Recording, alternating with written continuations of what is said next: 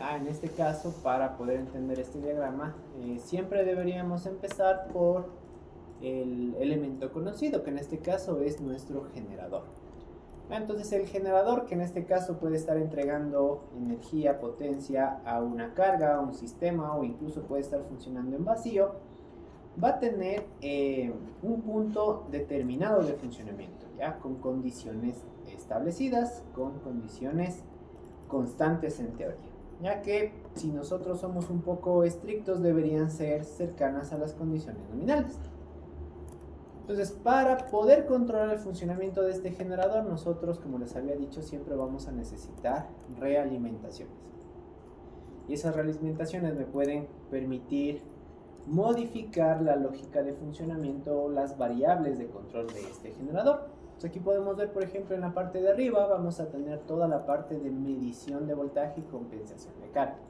Es básicamente para determinar el punto de funcionamiento en el cual nosotros nos encontramos, ¿ya? Desde el punto de vista del voltaje. También podemos tener la conexión a otro controlador, como sería el estabilizador del sistema de potencia, ya que vamos a ver que es un sistema de control, un controlador más bien dicho, que va a tratar de mitigar oscilaciones mecánicas a través de cambios electromagnéticos.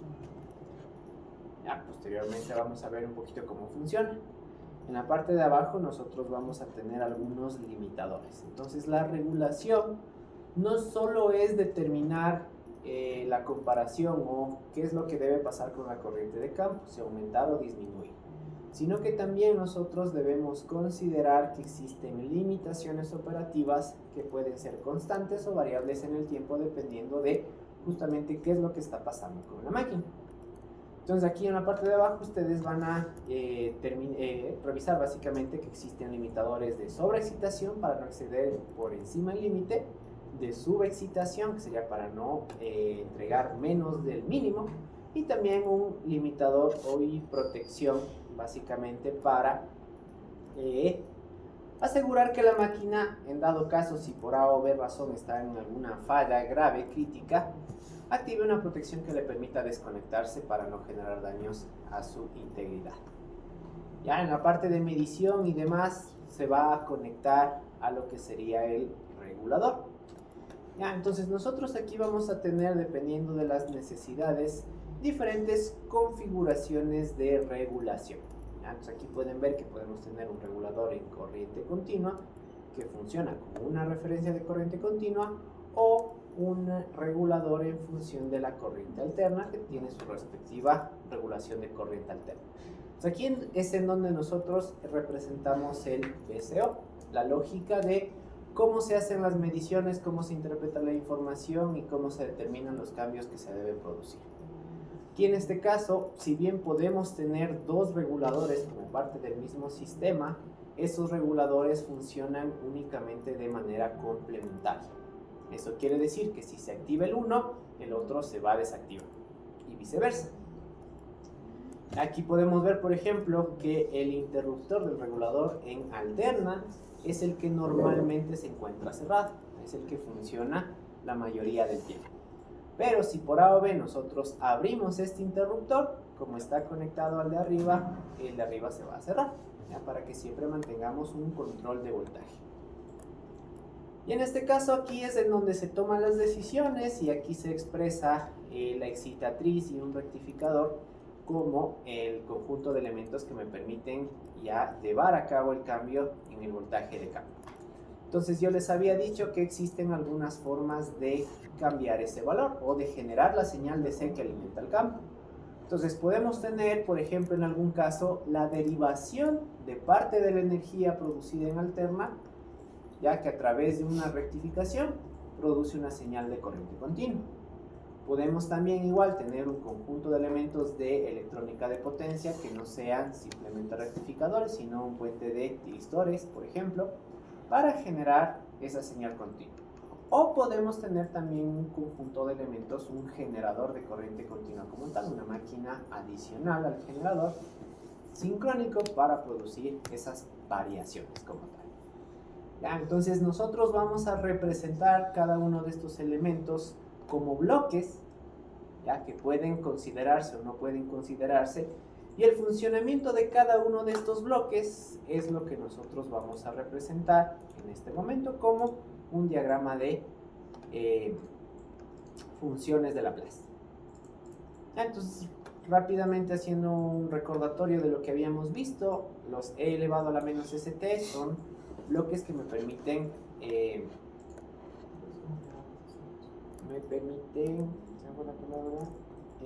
ejemplificar el funcionamiento de todo el sistema encargado de realizar las mediciones. Básicamente representa el tiempo en el que se demora en hacer la medición, interpretar esa medición y tenerla disponible para el uso dentro del regulador. Ya las ganancias de abajo lo que me permitían es adecuar las mediciones de potencia activa, potencia reactiva, para poder ponerlas en las mismas unidades que los voltajes, ¿ya? Y poder operar. Los bloques de adelanto atraso lo que me permiten es oponerme a los cambios que se estaban produciendo, ¿ya? De tal manera que si el voltaje sube, los bloques se encargan de bajar la corriente voltaje de campo, ¿ya? Y si el voltaje en terminales baja, estos bloques van a encargarse de subir esa referencia. Ya luego de determinarse el cambio en estos dos bloques lead lag, tenemos una ganancia justamente para saber de manera proporcional cuánto va a subir, cuánto va a bajar. Y finalmente tenemos un filtro pasabajos para que se refleje solo el cambio y se tenga un retardo para considerar todo el tema o el tiempo de actuar del regulador. Y también tenemos la parte de limitadores para no entregar más del máximo y menos del mínimo posible para nuestra máquina. Entonces, algo importante es que esta lógica de control nosotros no solo la podríamos utilizar como en nuestro proyecto en la unidad de Coca-Cola Sinclair, sino la podríamos utilizar en la mayoría de centrales, siempre y cuando tengamos disponible la información de entrada. Entonces, para continuar con la modelación de este controlador, ya normalmente ustedes al reactivar un proyecto suele quedarse con un candadito que es el bloqueo de la edición. Entonces, si ustedes le presionan ese candado, nuevamente van a tener disponibles las herramientas de dibujo, la cuadrícula de fondo de la hoja de trabajo y en teoría podemos seguir con la modelación. Entonces, todos ya tienen ingresados los bloques, todos los bloques que forman parte del modelo. ¿Sí? Listo, entonces el siguiente paso debería ser completar los elementos faltantes, ya que para eso nosotros tenemos el archivo anexos 123 y básicamente la referencia gráfica de cómo debería quedar nuestro sistema. Entonces, aparte de los bloques de funciones de transferencia, nosotros tenemos puntos de suma, multiplicaciones, divisiones, ya que esos bloques se encuentran dentro de las herramientas de dibujo. Ya, los bloques de suma son estos círculos que tienen 4 entradas o salidas, multiplicación el cuadrado, división el otro cuadrado, y también tenemos interruptores que normalmente no los utilizamos. Entonces, por favor, ingresen todos los bloques de suma que hacen falta para completar el modelado de nuestro sistema.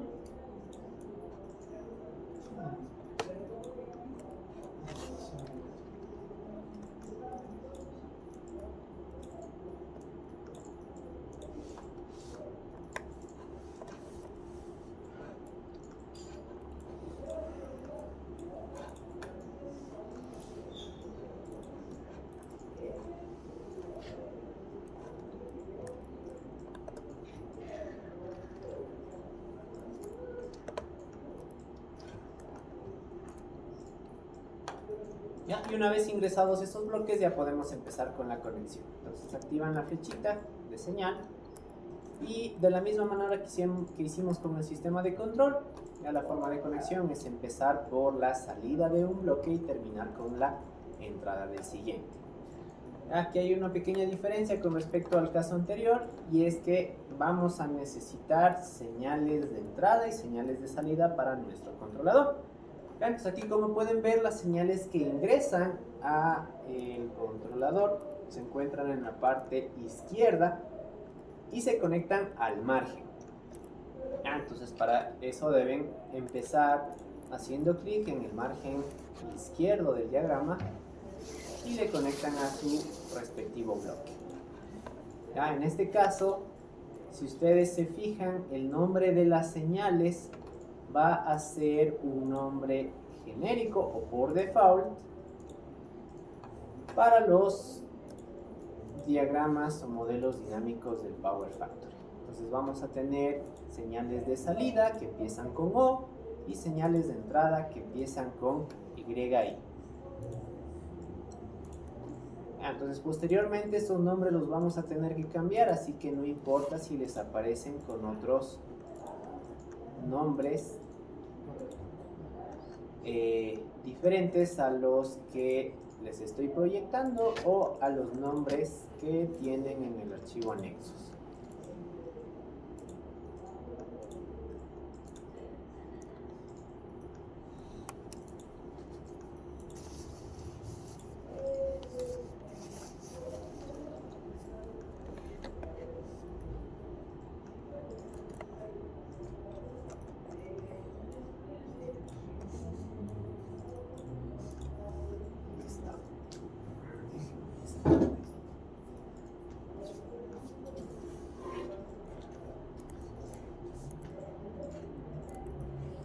¿Todos hasta aquí?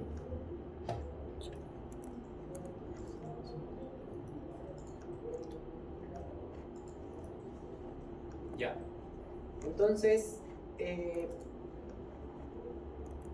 este diagrama de bloques, por así decirlo, sería el equivalente a un diagrama unifilar. Entonces, a la vista puede ya estar completo como tal, puede tener todas las funciones de transferencia, elementos necesarios, de la misma manera que un diagrama unifilar, pero va a ser obsoleto, va a ser inservible, a menos que nosotros empecemos a configurar cada uno de los elementos. Porque, por ejemplo, si nosotros hacemos relación que estos bloques e elevado a la menos st son retardos en la medición, una medición, por ejemplo, de potencia activa, de potencia reactiva y de voltaje, ¿se demoran lo mismo en ser procesadas o no? La medición. ¿Cómo sería la medición? Conectar dos terminales y que el equipo que es encargado de hacer la medición me dé la respuesta. ¿Varía en algo hacer una medición de voltaje o medición de potencias?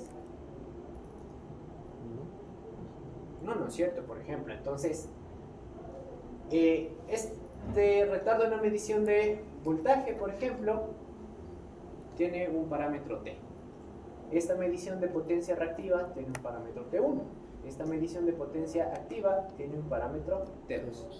En la realidad debería ser el mismo, por ejemplo. Eso hay que configurar. Por otro lado, nosotros tenemos conexión de señales que ingresan a nuestro controlador. Entonces, por ejemplo, esta O1, que es un valor por default, yo tengo el nombre O1. ¿Ustedes tienen el mismo nombre? Probablemente no. Por otro lado, yo sé que este controlador se va a sincronizar con este sistema de control. Entonces, el O1 que yo tengo en la entrada 0, dentro de mi sistema de control, en este caso sería el voltaje en terminales. Ahora, ¿yo necesito el voltaje en terminales en esta señal?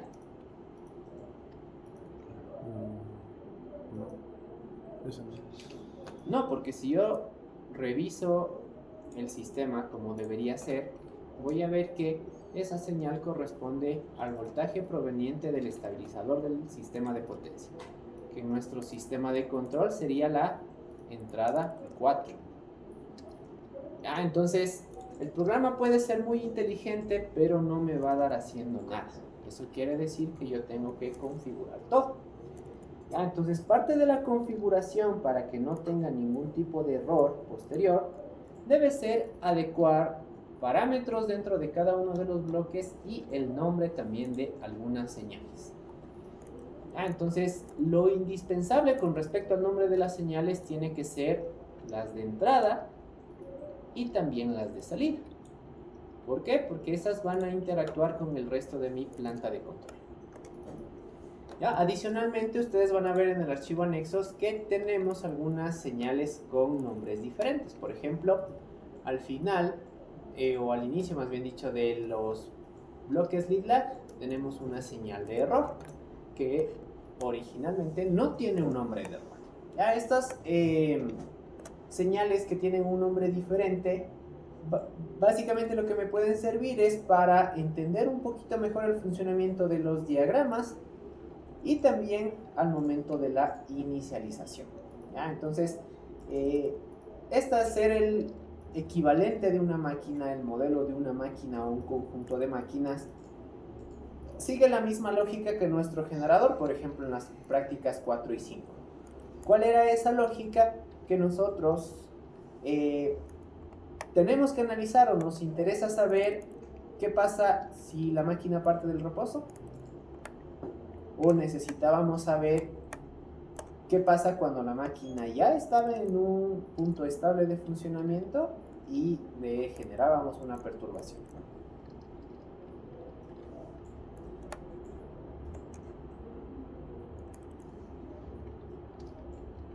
¿Qué dice? ¿Necesito saber cómo se prende? No es cierto, porque el análisis va a ser básicamente qué pasa cuando una vez prendido tengo algún cambio en el sistema. Entonces necesito hacer inicialización de algunos valores y el nombre de esas señales me pueden ayudar para inicializar. Entonces, para ir adecuando un poquito más nuestro diagrama de bloques, lo primero que van a hacer es verificar los puntos de suma. Eso nunca se deben olvidar. ¿Por qué? Porque no siempre vamos a tener solo sumas, sino que también podríamos tener restas. Por ejemplo, aquí, en la medición del voltaje en terminales, VT, tenemos un signo negativo para hacer la comparación entre el punto en el cual nos encontramos y el punto en el cual deberíamos estar. Entonces, ¿cómo se cambia el signo de este punto de suma? Ustedes van a ver que este bloque tiene un número asociado a cada entrada o salida. En este caso tenemos que cambiar la entrada 0, por lo tanto si le hacen doble clic en el punto de suma, van a tener un cuadro de invertir. Aquí le invierten la entrada 0 y van a ver que ya se ve reflejado ese cambio de signo.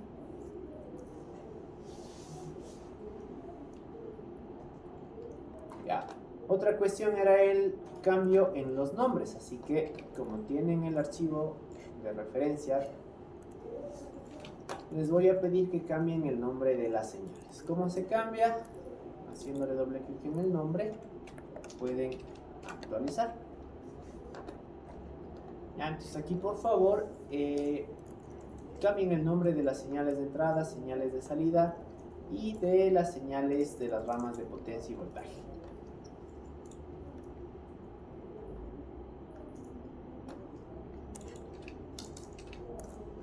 Recuerden que Power Factory sí discrimina entre mayúsculas y minúsculas, así que por favor tengan presente eso.